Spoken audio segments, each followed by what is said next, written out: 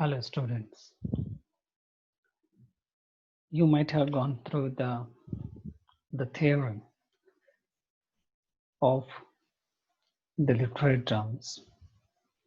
In our, say, earlier lectures, we have gone through some of the important topic.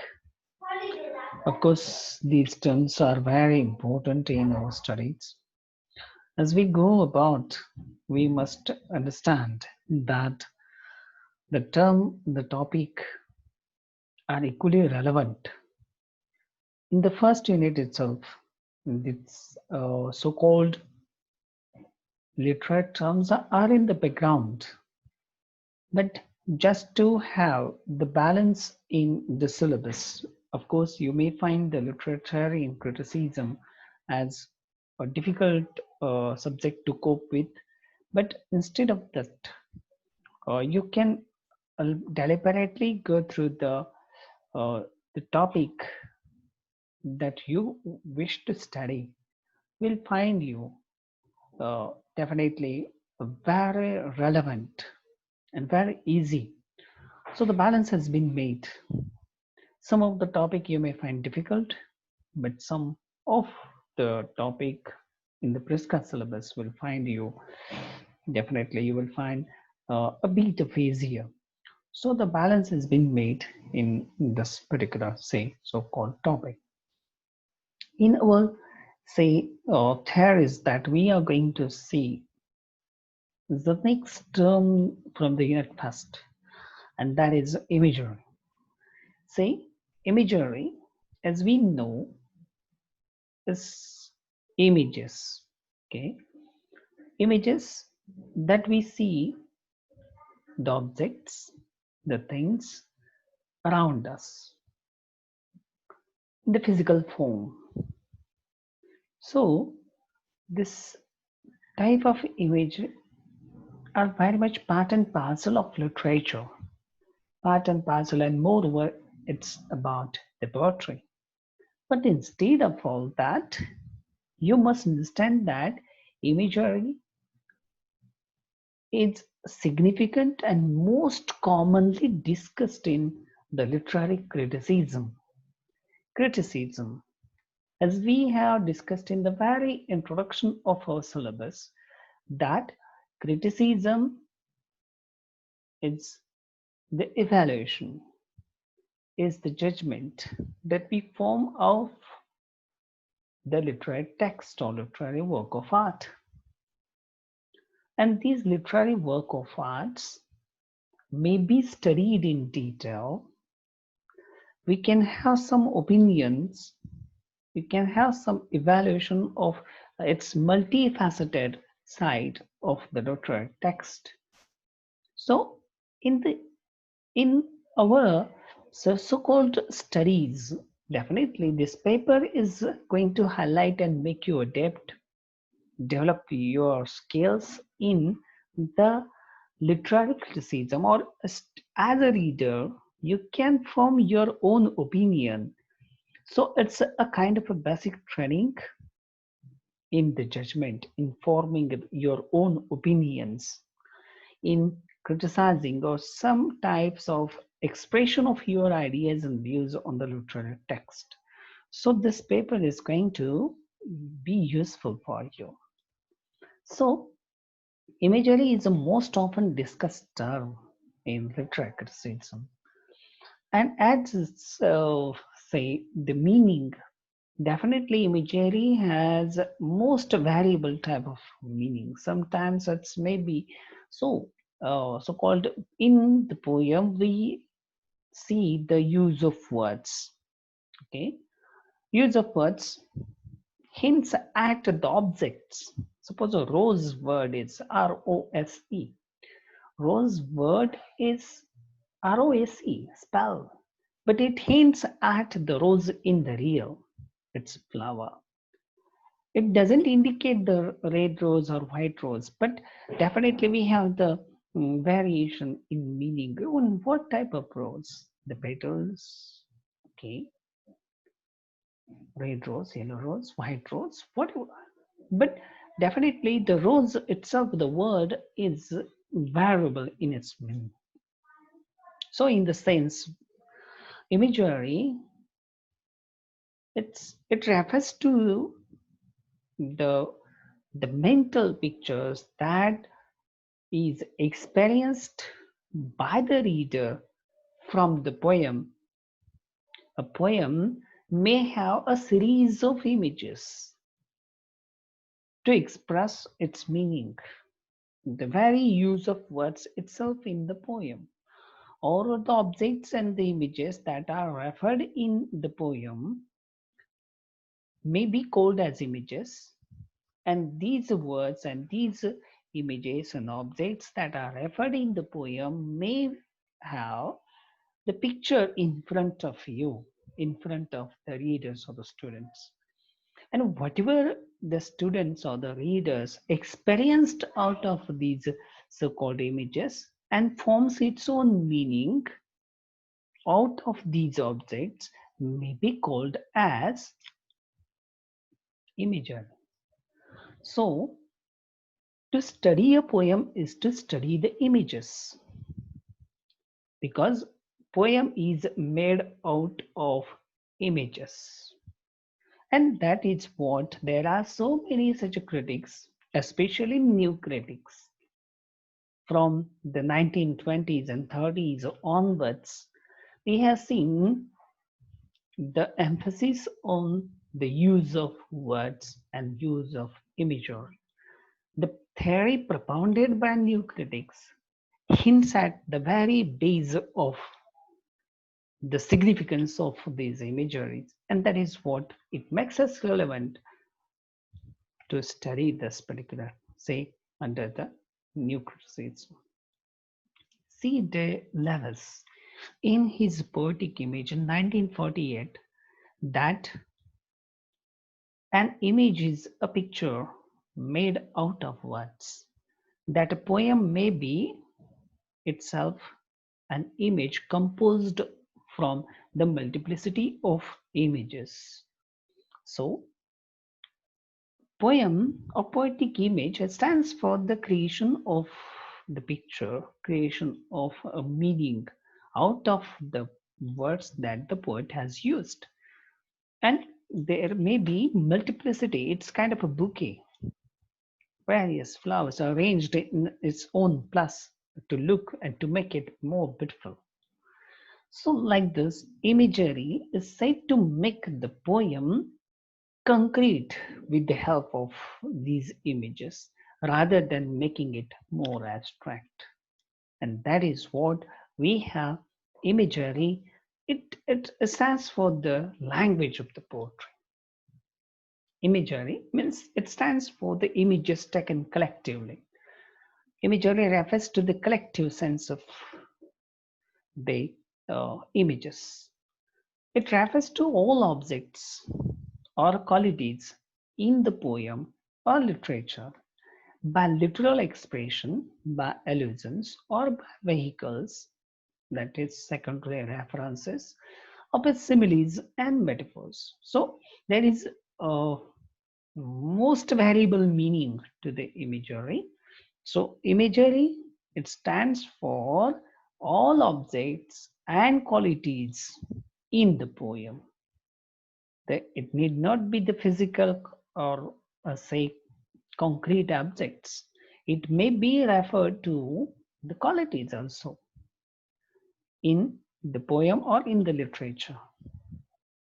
And by literal expression or by some kind of uses of allusions, references. Vehicles.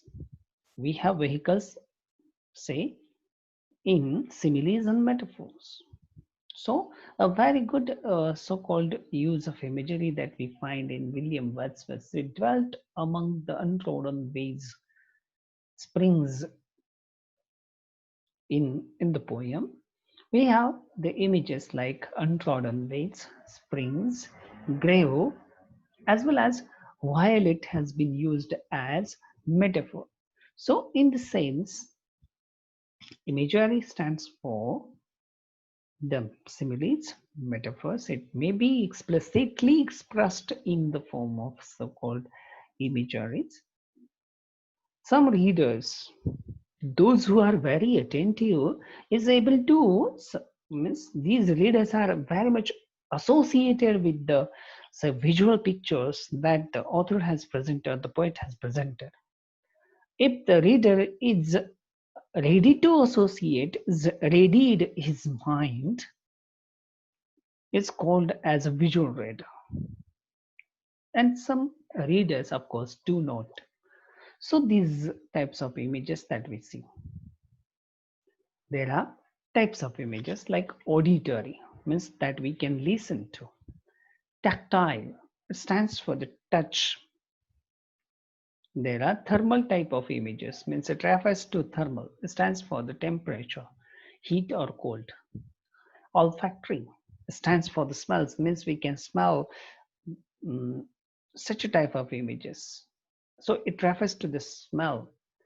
Gustatory, so it stands for the taste. See, kinesthetic, it refers to the sensations of movement. So these are the types of images that we see, and it need not be the physical objects, but there are other types of, say, images that we see. So images need not be physical or objects in the physical or concrete sense of the term. It may be tactile, thermal, olfactory, gustatory, kinesthetic.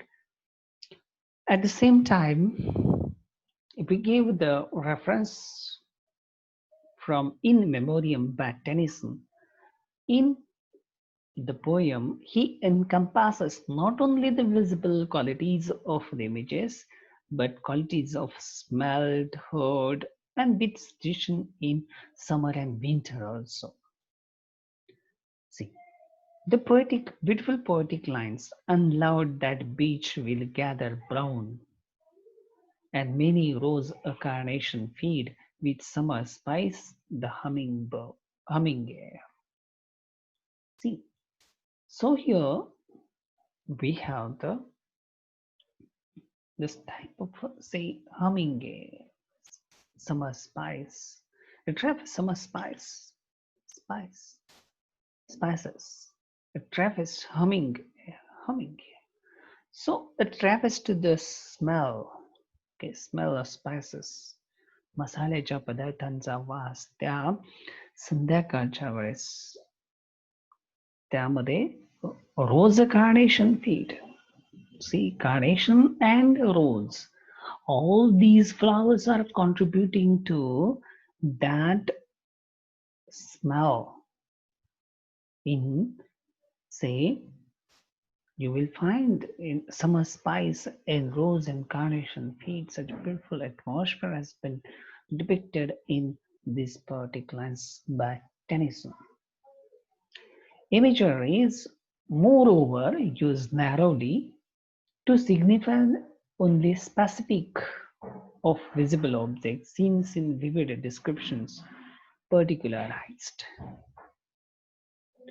It refers to the specific, signify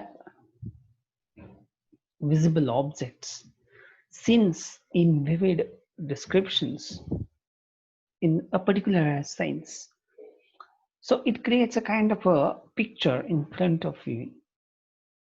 The picture stands for some significance to the development of a thought, poetic thought, development of particular theme, ideas, and views that the author is trying to express through his poetic, say, language. And if it is in novels and dramas, definitely he may be hinting at some kind of themes. So, to discuss about, moreover, imagery signifies also in the figurative language. Imagery is the vehicles of metaphors and similes. Imagery stands for the secondary subject. Means secondary subject is applied to the primary subject, tenor. So imageries are the vehicles, and tenor Definitely, we have primary subjects to which the secondary subjects are applied. The new critics, as I told you, after 1930s, stressed imagery as an essential component of poetry. Means poetry cannot be without imagery because the words are needs to be used. Words are there. Emotional, say, language, the sense perception words through which the writer or the poet tries to express his soul, brings out his ideas and images, his visions in the form of words. So,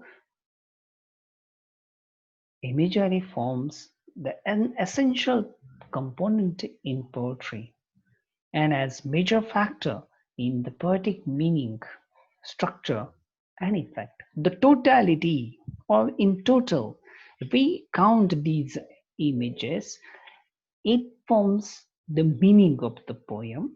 It stands for the structure as the uses of imagery goes above next to. Okay, is progressive. So it forms the structure of the imagery.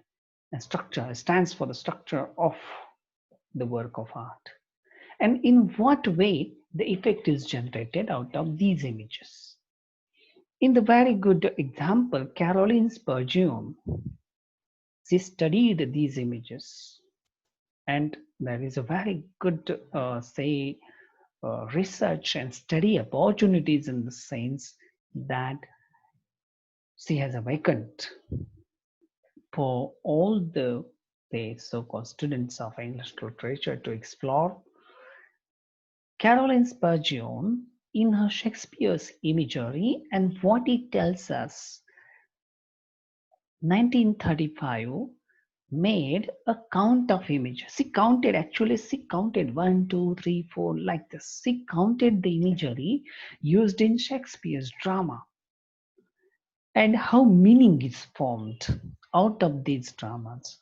So she has studied the images used in Twelfth Night, studied images in Hamlet and King Lear. And she found the images of death, absurdity, pain, and suffering in Hamlet. Animal imagery means many animal imageries are used, images are used by Shakespeare in King Lear. So, to talk about imagery in King Lear is to talk about animal imagery, especially used in King Lear. So it stands for all, say, the, and these imageries has something great to contribute in the thematic development of the plot of the drama of the poem. So in Shakespeare's dramatic speeches and actions, definitely how the meaning is structured, and she called these as thematic imagery. So like this, the structure is generated, the meaning is formed with the help of imagery. It stands for the picture. It makes it concrete picture by giving this broader, say, imagery. So it creates an overall, say, tempo, overall meaning, background to the structure or to the ambience. Ambience means an atmosphere in the literary text. So to create an ambience in the literary text, the author or the poet hints at these types of imagery that helps him to make the work of art much more significant. And in the sense, there are some studies that has been made by Clint Brooks, the new critic, and he studied and he hinted the images used in Macbeth in his very popular work of art, Well Wrought On. Well Wrought On is a critical, say, essay. So we find Clint Brooks' ideas critical thoughts and insights in well wrought down. New critics found implicit interaction in imagery and theme of novel, drama, and poetry. So there is not just image in single or in isolation, but image as a whole, its relations to the other images. If an image is used, in what way another image has been used. So there is an interaction, implicit interaction in imagery, and that is going to help these so-called structure in the so-called structure of the literary text. So in this way, this so-called imagery is extremely useful for our understanding. Okay, so when we study images or imagery, you will find the very good book on. There is enough say study material or on the expression. An essay has been developed by Amateur Bruns in his glossary. Furthermore, you can go through the Rogers Dictionary of Literary Terms, Oxford Dictionary of Literary Terms. At the same time, you can also go through some of the critical books that is available in the library, just like T.S. Eliot. And you can also go through the term like simile, term like metaphor, and both of these terms will help you to underscore the use of images and imagery. So when we study, we have to gather our material in this way and develop a critical insight, thematic insight, and we must form our ideas and concepts on this particular topic, and it will extremely useful for these books that I told you are going to be extremely useful for your study. These words. So we have studied today imagery. Thank you.